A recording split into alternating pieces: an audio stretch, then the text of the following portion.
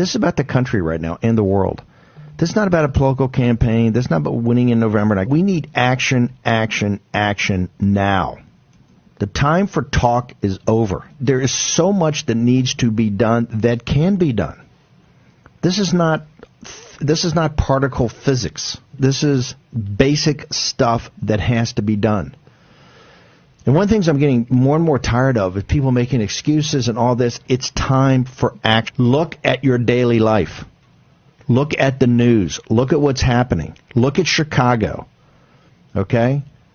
Look at what's happening throughout the world. Look in the streets of Hong Kong. Look at the capital markets. This is an era of turbulence. Action, action, action.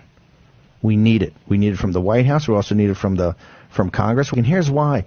It came from the CCP, okay?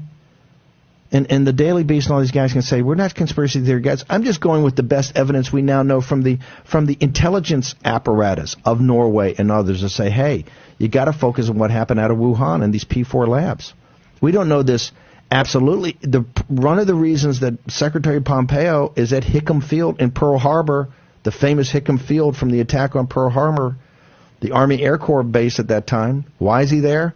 One of the things they're talking about is the pandemic. One of the things they're talking about is sharing information, actually getting to the bottom of the truth. And that's still on the table. But we do know the chain of title of the decisions they made in Italy.